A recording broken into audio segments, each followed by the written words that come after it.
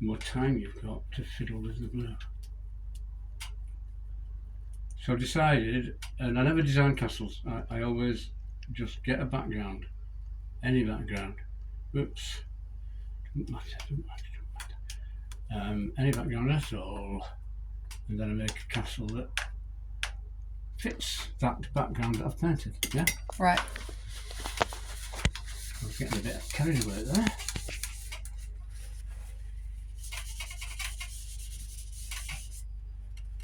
Come on, Joy.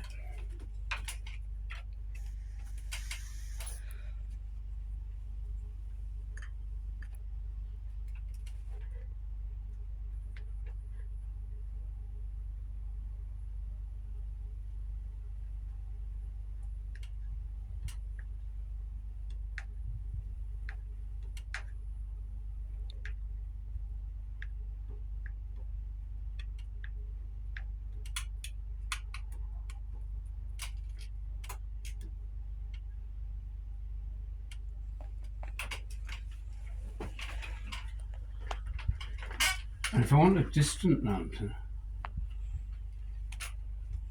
I've taken a lot of paint out of the brush now by using it up there for a start. This is the time to do the distant one.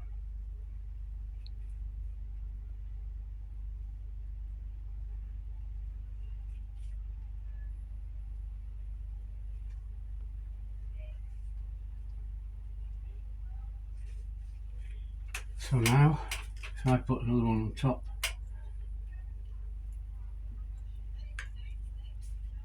with more paint in the brush.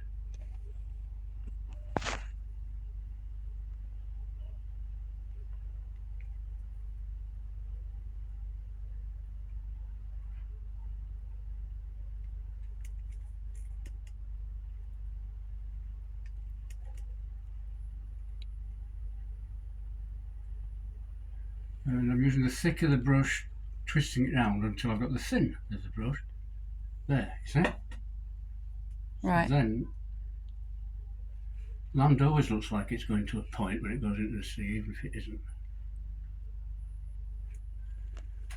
As I said anyway, this isn't fine art, this is... But if these turn out really, really ugly, it doesn't matter in the slightest because you're going to cover them up. Yeah?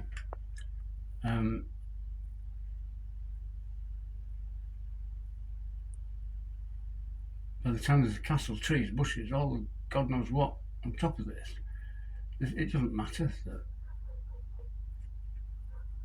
these might be a bit splodgy or whatever. Try and get straight across there. So then,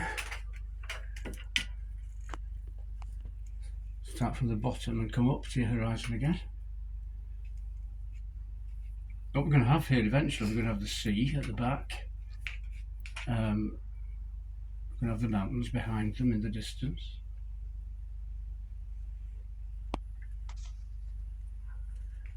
And we're going to have, we might have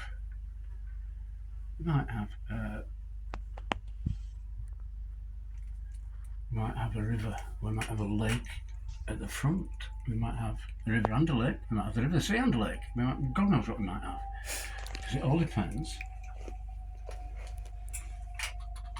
on how the next bit comes out. Right. So, because some of it, you're a bit more cavalier with this now.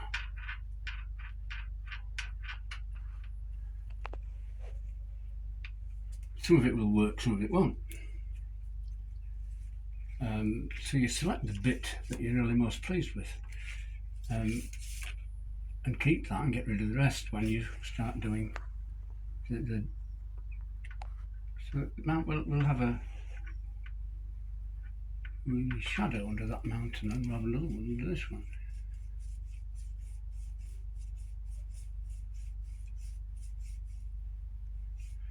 Because we can always, at the end, put some, so you want it getting darker to the bottom, down here, just keep it dark down there.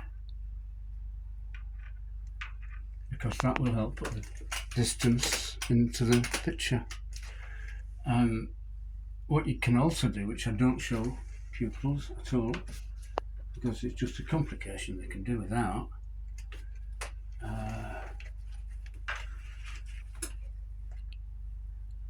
is a bit of land in the distance as well. Ron does it a lot,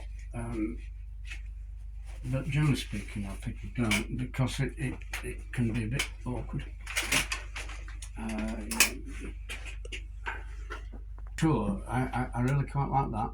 I know it's because I know it's all going to look like when it's finished already, and that's light. That's light on the water, so we'll keep it, and that will influence eventually the layout of the castle and all this. So let's just. I mean, this is a bit blatant, a bit obvious, a bit unsubtle, but it isn't finished. As it stands now, when I stop doing this, it will not be finished. You can play with it later.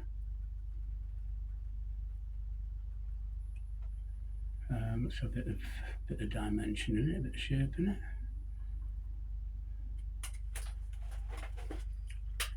And then, because you've still got some paint in the brush and this white under here is still wet, so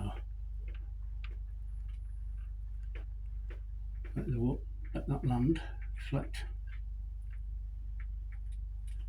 You can see a bit. I see, yeah. Huh? Do we want to do the same thing over there? Well, we might as well, since it's you, since you're here. Let's do it. I'm really feeling out that I would never, I'd stop like that, sticking up in the air. That's no good. Land doesn't do that. So that we'll have some at the end. We'll have some white brushed in through there to make like the where the wave, where the land meets the sea. Okay. So any ugliness there will be gone. I always have trouble getting people to just bash this on and not worry about it, because it's not going to be there. Yeah? Yeah. You're going to have all sorts going on, and you can always put some light back into it if you want to. I mean, when that's look a little bit more land-like, which I will do at some point with perhaps a bit of darker green or whatever, the sailing ship will be somewhere where you would see white against, so it would be right up here perhaps, so that the white sails and the black hull reflect below it. Oh, okay. It's not actually a thing that is often done or was often done, but I quite like it. So that's it. The clouds that I paint will pick up from this white here and go up. So a lot of, anything here that I don't like the look of, it'll be gone down the clouds. All right, once this layer's dry. Yeah, and okay. It will then look fine. It'll look perfectly cohesive. And now I've got that, I can look at it and think, I've got to put a castle on that. I'm going to do. So this one, because of the shape of the overall thing, I will probably have a landmass coming down here and tailing off and out about there, and I'll have then, and that'll be it. The land will come down there. I'll leave that as it is with a bit of fiddling. I'll have half a bridge, just half a bridge, going out of the picture here. Right, okay. Out there. And the castle here.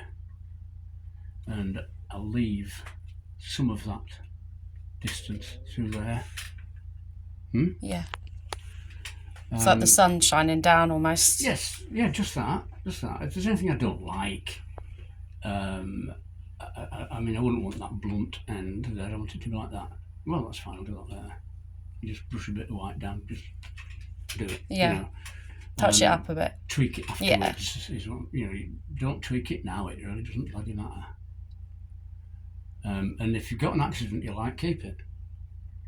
That dark there, I like that because the light's coming from up here. Yeah, I see, yeah. So I've accidentally got a shadow on that mountain. Oh, okay, yeah. So keep it. Rather than spend ages introducing elements into these mountains. If you look at Dave's, for instance, up there, he's worked those mountains, outlines and God knows what.